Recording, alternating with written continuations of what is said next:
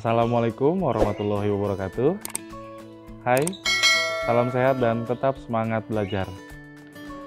Baik, kita lanjutkan kegiatan belajar kita tentang artikel. Kali ini dengan kompetensi dasar 3.11, menganalisis kebahasaan artikel atau buku ilmiah, dan 4.11, mengkonstruksi sebuah artikel dengan memperhatikan fakta dan kebahasaan. Tujuan pembelajaran kita kali ini antara lain 1. Menemukan unsur kebahasaan artikel opini dan buku ilmiah. 2. Membandingkan karakteristik artikel opini dan buku ilmiah. 3. Menyusun artikel opini sesuai dengan fakta. Dan 4. Menyajikan artikel opini dengan kebahasaan yang baik dan benar. Ya, kita masuk ke esensi materi bagian 1, unsur kebahasaan artikel atau buku ilmiah. Yang pertama adalah penggunaan kelas kata. Kelas kata yang dominan digunakan dalam artikel atau buku ilmiah adalah kelas kata adverbia atau kata keterangan. Contoh katanya adalah sangat, lebih, tidak, selalu, biasanya, sebagian besar, sering, dan sebagainya. Setelah itu terdapat penggunaan kelas kata konjungsi atau kata hubung. Contohnya konjungsi temporal seperti pertama, kedua, berikutnya. Lalu konjungsi penegas seperti selain itu, sebagai contoh, misalnya. Dan konjungsi sebab akibat seperti sejak, sebelumnya, dan sebagainya. Selain kelas kata, terdapat juga penggunaan kosakata. Kosakata adalah perbendaharaan kata-kata. Supaya teks artikel mampu meyakinkan pembaca, diperlukan kosakata yang luas dan menarik. Esensi materi bagian 2. Membandingkan karakteristik artikel dan buku ilmiah. Berikut penjelasannya. Artikel opini memuat pendapat atau gagasan dari penulis, namun tidak disertai dengan bukti dan fakta ilmiah. Artikel opini adalah murni pemikiran dari si penulis. Biasanya artikel opini ditemukan di blog internet dan media sosial. Sedangkan buku ilmiah memuat penjelasan yang telah memenuhi kaidah-kaidah ilmiah, telah melalui serangkaian uji coba, analisis, dan berbagai metode.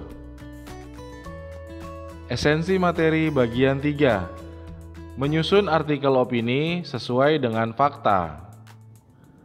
Perlu diingat bahwa artikel opini tersusun dari argumen-argumen penulis yang didukung oleh data yang sudah dibuktikan kebenarannya.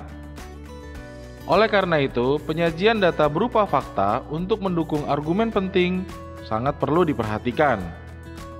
Fakta tersebut dikumpulkan dari berbagai sumber yang dapat dipertanggungjawabkan kebenarannya. Supaya lebih jelas, silakan cermati penjelasan dalam tabel di samping ya.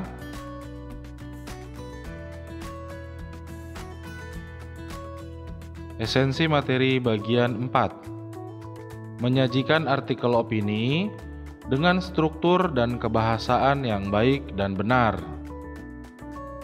Sebelum menyajikan artikel, maka kita harus memahami lebih dulu struktur artikel. Secara umum, struktur artikel terdiri dari 3 bagian, yaitu bagian pembuka, isi, dan penutup. Bagian pembuka berisi orientasi atau tahap pengenalan terhadap isi artikel yang akan dibahas. Selanjutnya bagian isi merupakan uraian penjelasan pokok permasalahan yang dibahas dalam artikel. Dan bagian terakhir, bagian penutup, yaitu sebuah simpulan yang berisi kalimat kunci yang merangkum pembahasan ke dalam bentuk ringkas dan jelas. Berikut disajikan contoh artikel opini yang berjudul bunga pertama mekar di angkasa luar. Silakan disimak ya.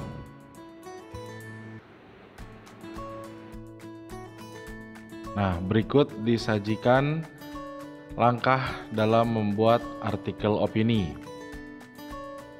Ada 8 cara membuat artikel opini yang baik dan benar serta berkualitas.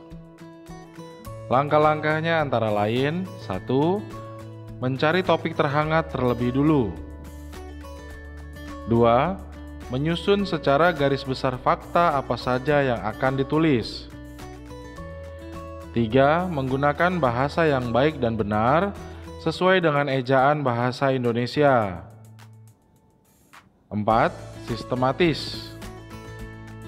5. Munculkan wacana yang berimbang. 6. Sertakan data yang akurat. 7. Buat kalimat penutup atau simpulan yang berkesan. Dan 8.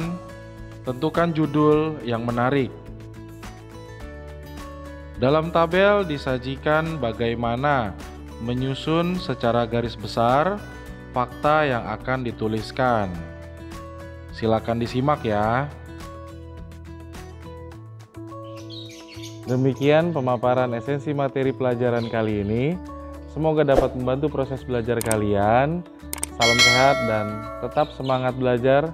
Wassalamualaikum warahmatullahi wabarakatuh.